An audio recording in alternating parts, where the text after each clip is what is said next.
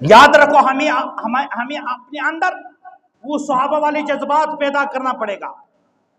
ایک جنگ کے اندر ایک صحابی رسول فرماتے ہیں کہ میں اپنے چچا زاد بھائی کو میں نے معدوم پایا، میں نے دیکھا وہ نہیں ہے، میں اس کو تلاش کرنے کے لیے گیا تو میں جاتا ہوں شہداء کی جہاں شہداء پڑے وہاں دیکھتا ہوں کہ ادھر میرا بھائی نہیں ہے، پھر میں ان زخمیوں کی طرف جاتا ہوں جہاں سارے زخمی پڑے ہوئے ہیں کہ شاید میرے بھائی وہاں ہو، جب میرے نظر پڑتے تو واقعی میرا بھائی ان زخمیوں کے اندر ہے، لیکن آخری حالت ہے، سکرات الموت والی حالت ہے، اور آخری حالت میں بندے کو پیاس لگتی ہے، تو میں نے اس کو پانی پیش کیا، تو یوں ہی میں نے اس کو پانی پیش کیا تو انہوں نے اشارہ کیا کہ اس کے ساتھ ایک اور صحابی رسول بھی اسی حالت کے اندر تھا، انہوں نے اسی وقت اشارہ کیا یہ پانی اس کو دے دو، کہ میں پانی لے کر اس مجاہد کے پاس گیا جو اپنے آخری سانسیں گر رہا تھا، تو کہ جب میں اس کے پاس گیا میں نے وہ پانی پیش کیا، انہوں نے بھی اشارہ کر دیا کہ اس کے ساتھ ایک اور ساتھی وہ بھی اپنی آخری سانسیں گن رہا تھا، کہتے میں اس کے پاس گیا تو جب میں اس کے پاس پہنچا پانی میں نے پیش کیا تو وہ اللہ کو پیارا ہو چکا تھا، پھر میں دوسرے کے پاس آیا تو وہ بھی اللہ کو پیارا ہو چکا تھا، پھر وہ کہتا میں اپنے بھائی کے پاس آیا تو وہ بھی اللہ کو پیارا ہو چکا تھا۔ اللہ کی قسم یہ وہ لوگ تھے، وہ شہزادے تھے جن کی تربیت محمد رسول اللہ صلی اللہ علیہ وسلم نے کی تھی، اور آپ نے یہ تربیت کیا تھا کہ کوئی بھی مسلمان المسلم اخو المسلمی، ایک مسلمان دوسرے مسلمان کا بھائی ہے۔ انہوں نے اپنی عملی زندگی کے اندر وہی پانی کو بھائی کے لیے ترجیح دی۔ آج مجھے اور آپ کو 2 وقت کی روٹیاں ملتی ہیں، جسم چھپانے کے لیے میرے اور آپ کے پاس کپڑے ہیں، بارش اس وقت بھی بارش ہے، اس بارش سے حفاظت کے ہمارے پاس چھت ہے الحمدللہ، کیا ہمارے حق نہیں بنتا کہ ان لوگوں کا فکر کرے جو بغیر چھت کے ہے، بغیر کپڑوں کے ہے، بغیر روٹی کی چل رہے ہیں؟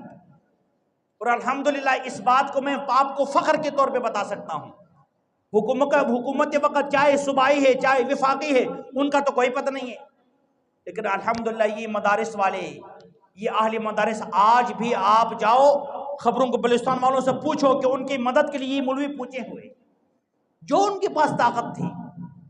آج بلوچستان کے علاقوں کے اندر آپ کو علماء ملیں گے، مختلف مدارس سے تعلق رکھنے والے علماء ملیں گے، مختلف مذاہب سے، مختلف مدارس سے، مختلف مکاتب فکر کے علماء آپ کو پوری پاکستان کے اندر ان بیچاروں کی مدد کرنے کے لیے اپنی کارکردگی 100% دینے کے لیے تیار ہے۔ ہم نے یہ کہا تھا نا کہ مولوی کی دوڑ مسجد تک، ہم نے یہ سنا تھا اور کہا تھا کہ ہم نے اپنے بچے کو پڑھانا نہیں ہے، کیونکہ مولوی کا دور تو مسجد تک ہے، ہم نے تو جناب انجینئر بنانا ہے، ڈاکٹر بنانا ہے، وکیل بنانا ہے۔ آج انجینئر صاحب بھی نظر نہیں آتا، وکیل صاحب بھی نظر نہیں آتا، آپ کا وزیر اعلیٰ بھی نظر نہیں، وزیر اعظم بھی نظر نہیں، آپ کا گورنر بھی نظر نہیں، آپ کا ڈاکٹر بھی نظر نہیں۔ اللہ کی قسم آج بھی یہی مولوی ان بیچاروں کی خدمت کے لیے کھڑے۔ آپ مسجدوں سے علماء اعلان کرتے ہیں کہ جو بھی آپ کے پاس میسر ہے آئے مسجد میں پھینکو، یہیں سے گاڑی پہ گاڑی جا رہی ہے ان علاقوں کے اندر جہاں ان کو ضرورت ہوتی ہے، کپڑوں کی ضرورت ہے، غذا کی ضرورت ہے، نقدی کی ضرورت ہے۔ آج مسجدوں کو ان سیلاب زدہ بہن بھائیوں کے لیے ان کے لیے علماء نے تمبو بنا دیا ہے۔ اسلام آباد کی طرف جاؤ، ابھی میرے رابطہ تھوڑے جمعہ سے پہلے ہو رہی تھی، جتنے علماء تھے انہوں نے اعلان کر دیا کہ ہمارے مسجد جو ہے ان متاثرین کے لیے وقف ہے، جب تک حالات ٹھیک نہیں ہوتے جو آپ کے پاس ہے میسر ہے، 1 کلو چاول، 2 کلو چاول، 1 کلو دال، 2 کلو دال، جو طاقت میں پھینکتے رہو، یہیں سے گاڑیاں لوٹ ہو کے جائیں گے ان علاقوں کے اندر، اور یہی کچھ ہم کر سکتے ہیں۔ ہمارے طاقت کے اندر تو یہی ہے، میری طاقت کے اندر ہے 1 کلو چاول دینا، میں کہاں سے 1 بورے چاول لے آؤں؟ میں تو وہی پیش کروں گا، اور اللہ کی قسم اللہ رب العزت یہی 1 کلو کے بارے میں پوچھا جائے گا۔ میری طاقت 1 کلو تھی، اگر میں اس 1 کلو کو نہ دے سکا، کل قیامت کے دن یہی بچے ہمارے گربان پکڑیں گے، ان کا حق ہے ہمارے اوپر، وہ بھی ہمارے مسلمان بہن بھائی ہیں۔ وہ بھی ہمارے پاکستانی ہے. آج میں قورمے کے اوپر قورمے کھاتا رہا، چاول ہضم کرتا رہا، روٹی ہضم کرتا رہا، میرے وہ بہن بھائی بھوکے پیاسے ہیں، تو یہی روٹی، یہ چاول، یہ جناب بریانی مولوی صاحب کے لیے جہنم کا ایندھن سے کم نہیں ہے. آج تو میرے اور آپ کی یہ حالت ہونا چاہیے کہ روٹی کھاتے تو ہمیں سوچ کے اندر ان اپنی بہن بھائیوں کو شریک کرنا چاہیے تھا کہ پتہ نہیں ان بیچاروں نے کچھ کھایا نہیں کھایا. جو سیلاب سے بچے ہیں وہ فاقوں سے مر رہے ہیں. اور میرے دوستو یاد رکھو، یہ اپنی گلب پھاڑنے کا مقصد یہ ہے کہ آپ کے اندر یہ شعور پیدا کروانا ہے کہ بھائی اس وقت بھی جہاں بھی ان متاثرین کے لیے لوگ کھڑے ہیں ان کے ساتھ تعاون کرو. جتنا تعاون کرو اتنا آپ کی طاقت ہے. جو کچھ آپ سے ہو سکتا ہے کرو. اس کے بعد اپنے ان دعاؤں کے اندر ان کو یاد رکھو، یا اللہ ہمارے ان بہن بھائیوں کی حفاظت فرمانے، ان کی جانوں کے، ان کے مالوں کی. ان چھوٹے چھوٹے بچوں کا تو قصور تو نہیں ہے، یہ میرے اور آپ کے گناہوں کی نحوست ہے. لیکن وہ معصوم بچے جو اس وقت اللہ کا حق نہیں ہے ان کے اوپر، ان کا قصور تو نہیں. وہ بیچارے بھی سیلاب کی ان ظالم بھنوروں کے اندر جناب وہ بھی بہہ جاتے ہیں. ابھی بتا رہے تھے ہمارے گاؤں کے اندر فون آیا تھا، نیچی گاؤں کے اندر تو ملتا نہیں ہے، وہاں کیا سسٹم ہے ہمیں کوئی علم نہیں ہے. وہ کہتے ہیں کہ جہاں تک ہمارا اطلاع ہے کئی لوگ شہید ہو چکے ہیں، راستے ختم ہے، کیونکہ ہمارے علاقہ ہے پتھریلی علاقہ ہے، پہاڑی علاقہ ہے، سارے پہلے سے پانی زیادہ ہے. تو وہیں جب پہاڑوں سے جب پانی آتا تو نیچے بستیاں، چھوٹی چھوٹی بستیاں ہیں، وہ تو سارے ختم ہو گئے. جو 2010 کے اندر جو سیلاب آئے تو وہ بتا رہے تھے کہ اس سے بھی وہ زیادہ خطرناک ہے.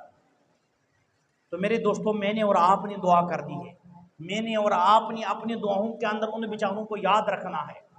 دیکھو بیٹے، اولاد، بھائی، بیوی، بچیاں، بچے ہر ایک کو پیارے لگتے ہیں. لگتے کہ نہیں لگتے؟ لگتے ہیں نا. ان بیچاروں کو بھی پیارے لگتے تھے. جو نوجوان، 4 نوجوان، اللہ کی قسم بندہ ان کا ویڈیو نہیں دیکھ، آپ دیکھ لیں نیٹ پہ، ان کا ویڈیو نہیں دیکھ سکتا بندہ.